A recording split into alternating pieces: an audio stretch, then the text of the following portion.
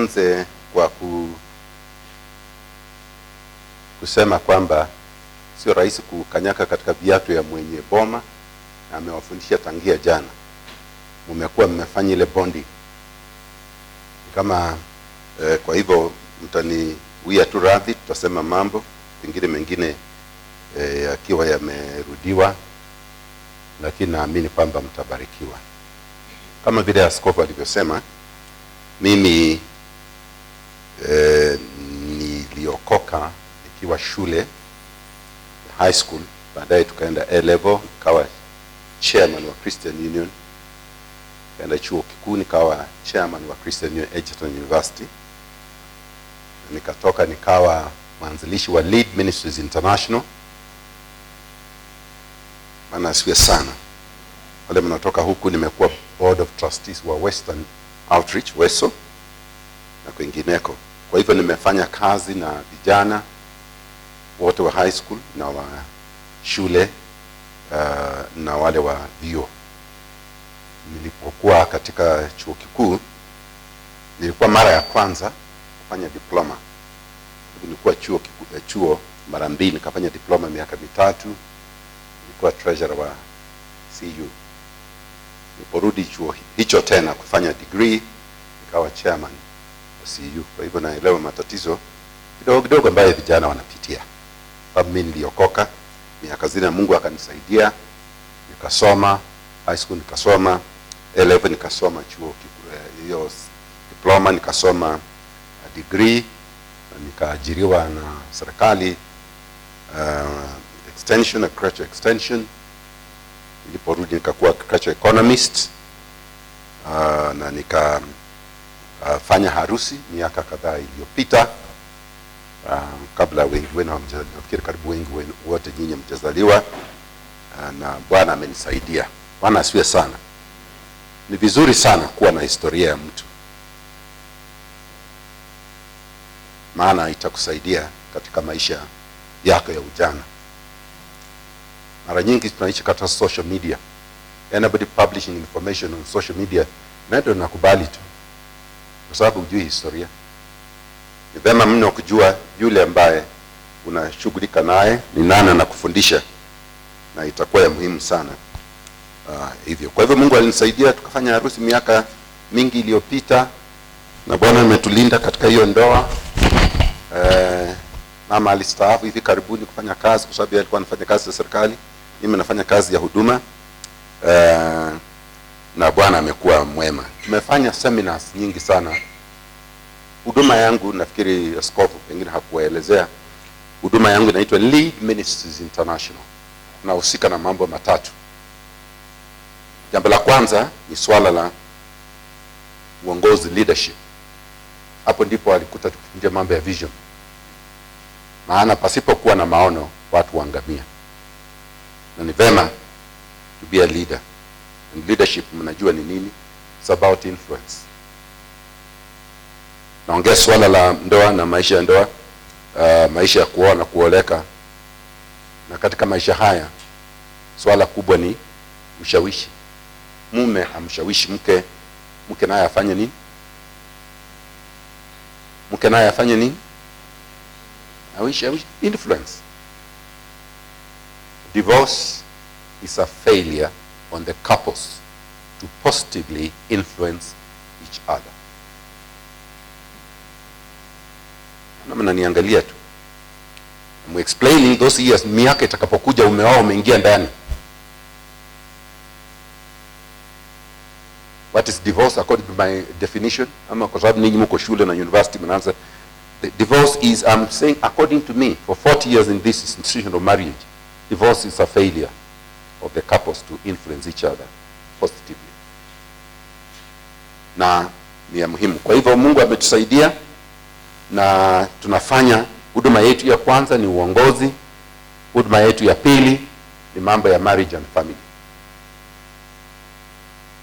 Naambia askofu kwamba amefundisha karibu yote, maana amenisikiza nikifundisha mambo ya marriage and family yote.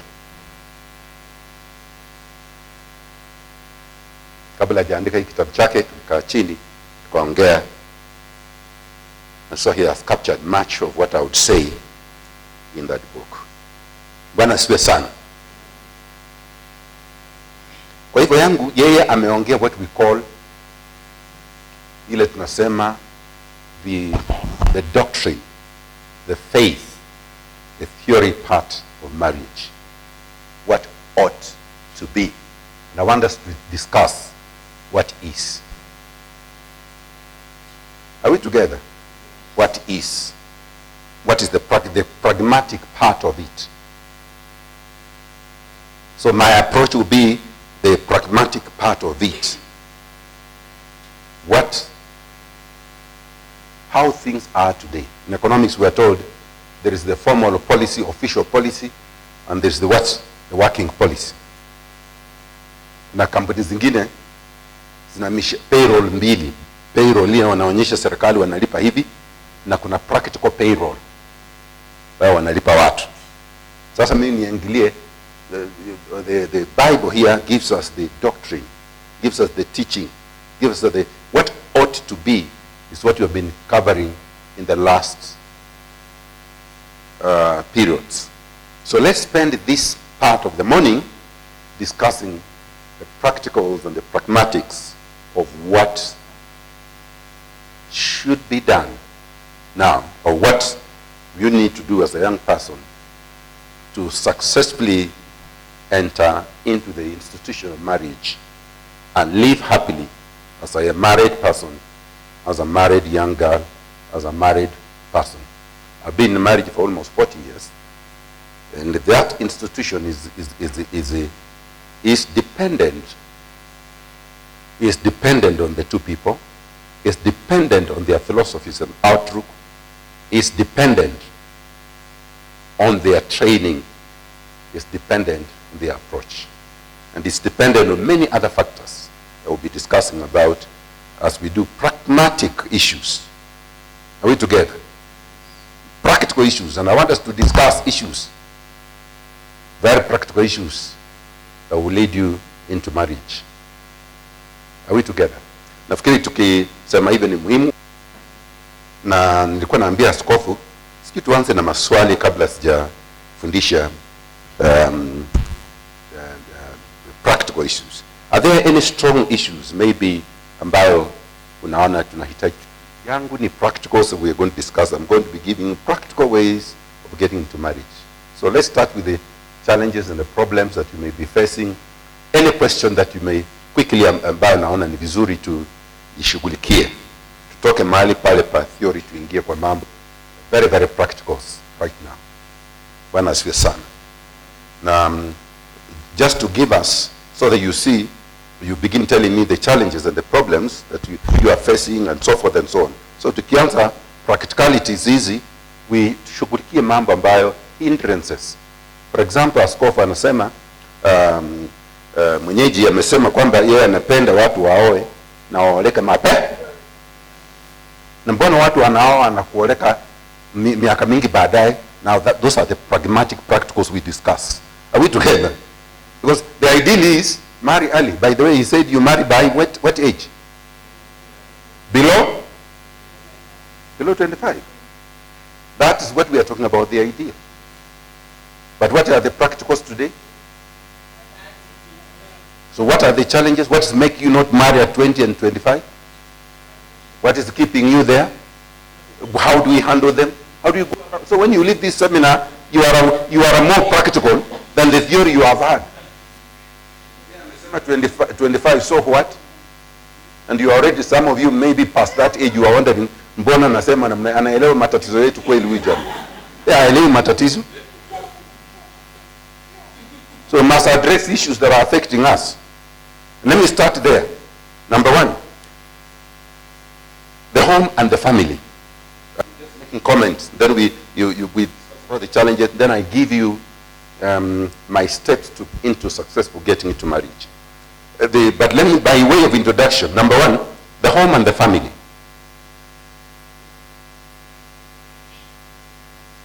Currently, in the world and in Kenya, how do you rate it? Is there peace in our homes? Are there challenges? Is the institution of marriage happy? Are people happily married? Eh? What is the state of the home and marriage today in Kenya? If you are to give in terms of fair, good, bad, terrible, what would be your gauge? Eh? Ni kufanya nini? Naona mtu anasema kuvumiliana, na mwingine terrible, na mwingine inabidi tu. Inabidi tu. Familia sasa hivi, you could say there's a crisis. Until some people, you ask some senior people, wale ambao Reverend Masambu angesema 30 and above, 35, miaka imeenda, wamefika mahali ambayo say, must you be married? Ni lazima uolewe. There are people at that level, because the institution is marrying. Some few years ago, about a decade, a year ago, 5 or 6, 7 years ago, I did a meeting with the what? KAYO, Kenya Anglican Youth Organization, the synod, the provincial meeting at Alliance High School, teaching on premarital issues. Nilipomaliza kufundisha, I didn't know the person, because they had over 1,000 people. A person wrote me a question and akaipitisha, and I was the last speaker, followed by the Archbishop then, Zindi, who was coming to close the conference. And she wrote, she said, I'm a young professional. And then she said, I do not want to get married, but I want to get 2 children. Please advise. She says she's young, professional, able to take care of the family, but she doesn't want to get married, but she wants to get children. Please advise. Thank God I was the last speaker. Thank God the next speaker, who was the Archbishop Zimbi, who was coming to close the conference, was just seated next to me. So the question came from that side. The Archbishop looked at it. Again, I looked at it. I gave to the chairman of the KAYO at that time, Bishop from Nakuru, and I didn't answer the question because there was no time. The Archbishop was to speak. There are crises. Today among the young people, there's a crisis. Many of them are marrying. What's the average marriage age today in the country among the learned youth?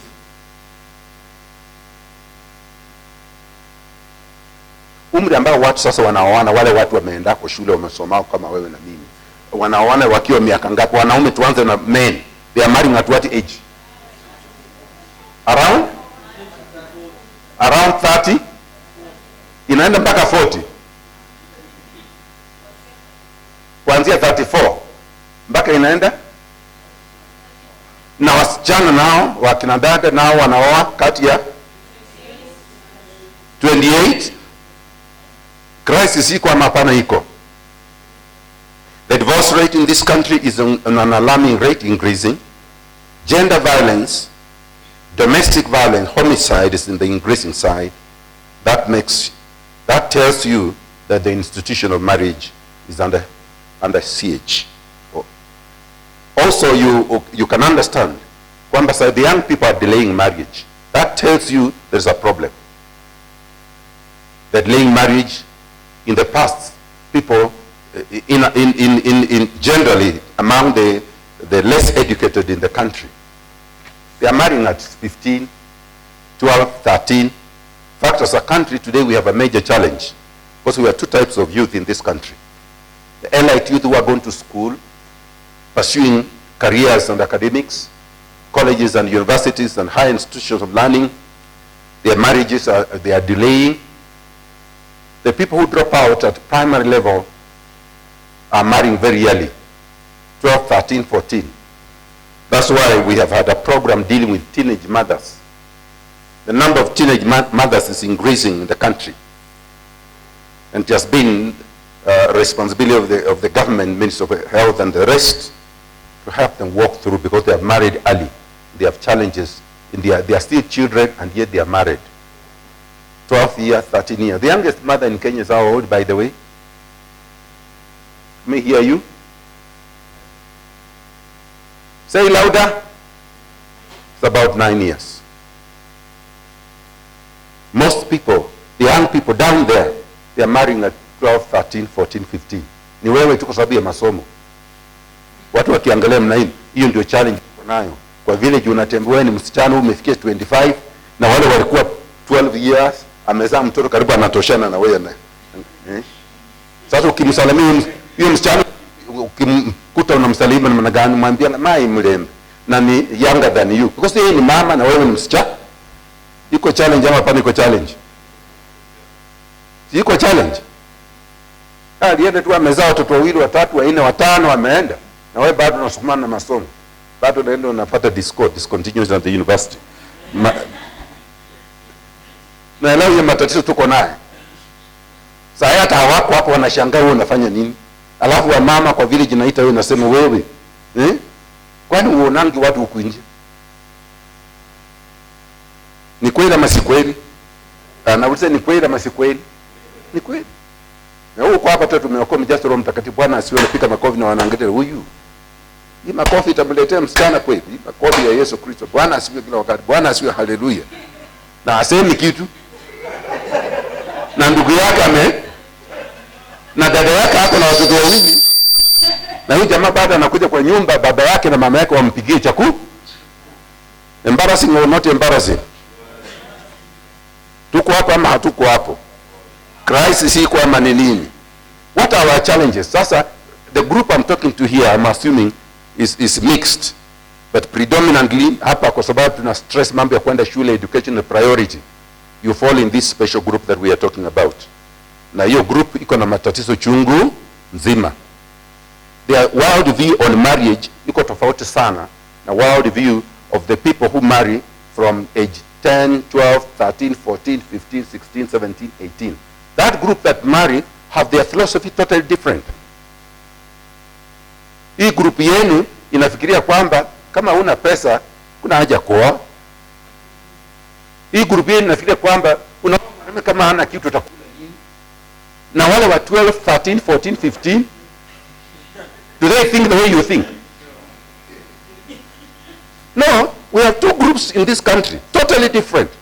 Group yenyewe wako ni ile group baya.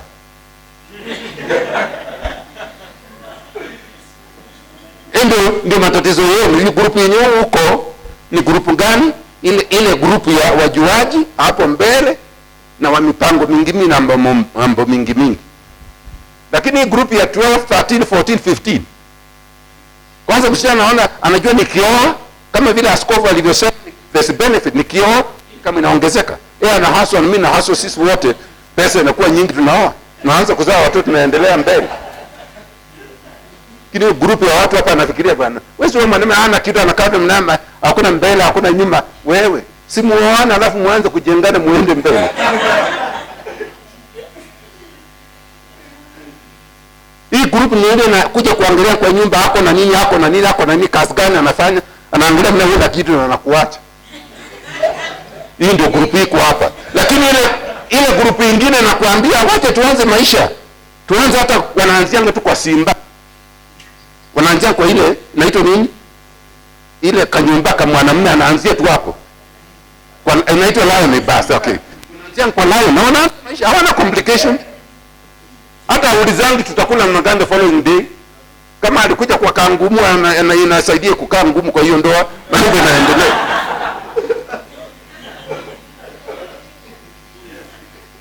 So there's a crisis in our delayed marriages. There's a crisis in our thinking. Kuna watu hapa wanafikiria kwamba akiwa mwanamume hana kitu, hiyo ndoa imevunjika. Mama zenu wakati waliona baba zenu hata hawakuwa na kitu, na wakajenga mali.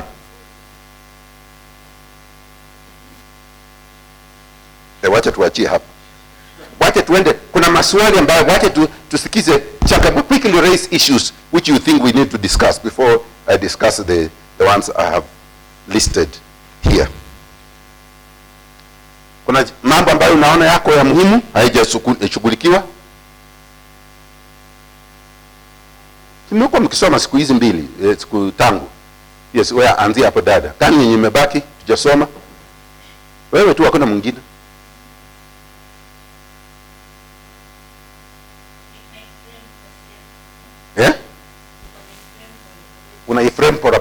inaingia hiyo age, hiyo umri yenu ya kuframe mambo kwa.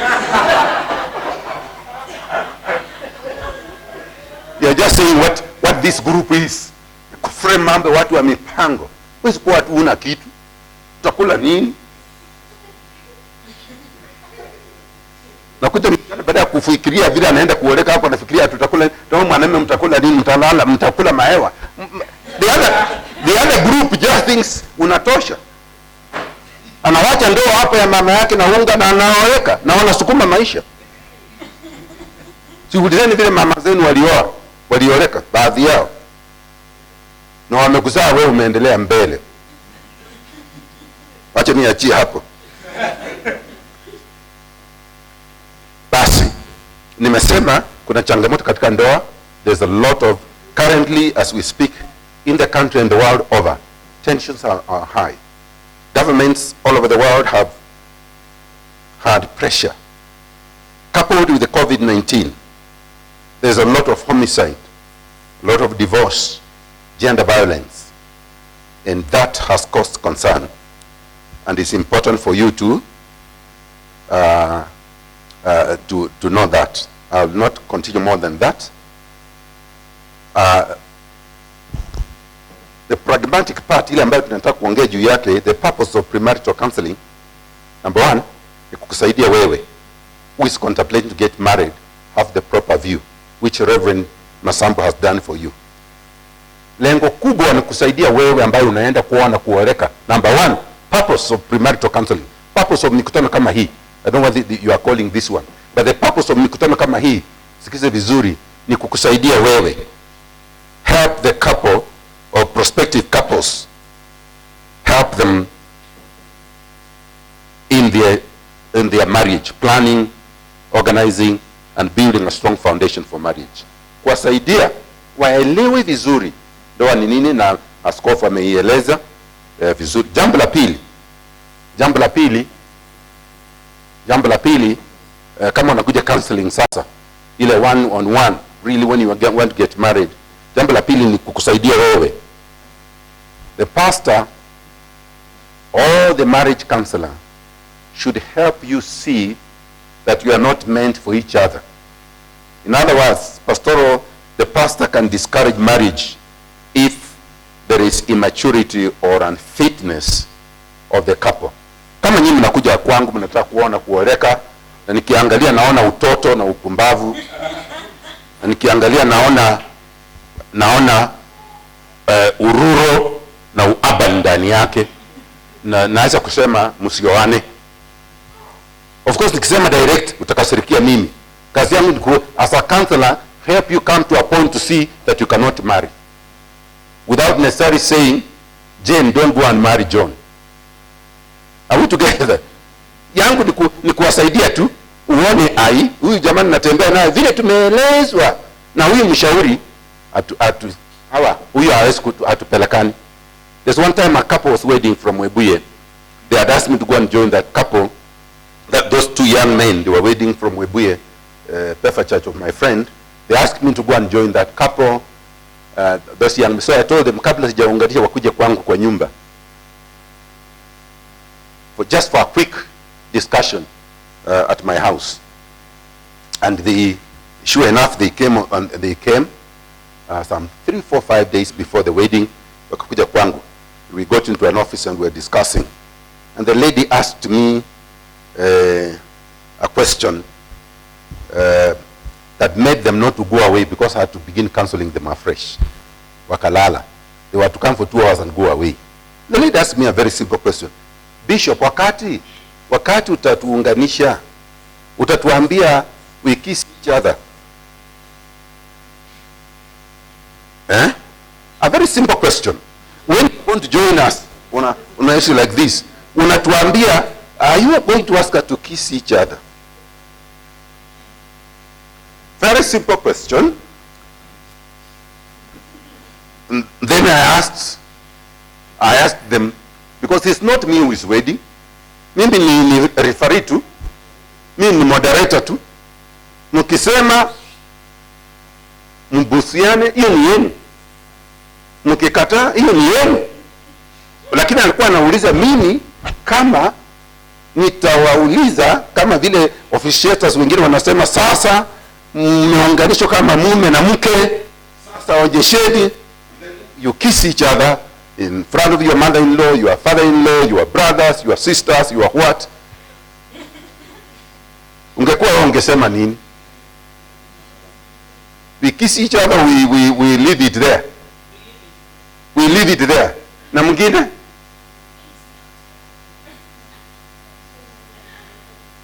Hug and kiss your, mpe busu ya mwaka. Mimi nimekuja practicals.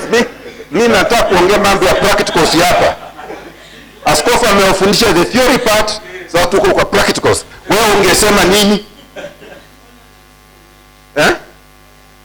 That was a girl. Siku mmoja mbona nauliza, kulikuwa see atu, don't answer a question with another question. You not be helping them. Mtu anataka kuolewa na amesema, aliniambia usituulize, utatuuliza sisi kubusiana. Na mimi sikujibu swali, nikauliza fiancé wake, not to call him boyfriend wake, nikamuuliza, wewe unaonaje? Akaniambia, Bishop, yes, that's right, you must ask us. Nikarudi nikauliza mwanadada, akasema usidhubutu kuuliza hiyo. Nikajua kulikuwa na two world views. One was rural, one was urban. And those differences can break a home.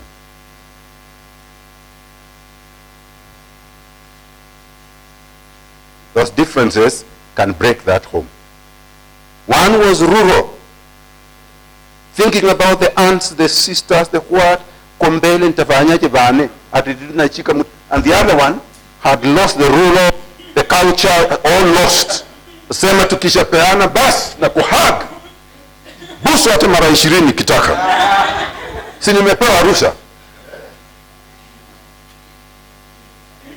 Wangapi wanasema tubusiane, weka mkono juu. Wale let's kiss each other, just Bishop ask and we kiss each other on the front. Weka mkono juu. Na wale wanasema askofu, hiyo ni mambo ya nyumbani. Tumeoana, wazazi wetu wako hapa, the in-laws, the brothers, the sisters, the what. Tuende huko kwa honeymoon tufanye mambo yetu huko. Weka mkono juu. Wale wanasema hiyo.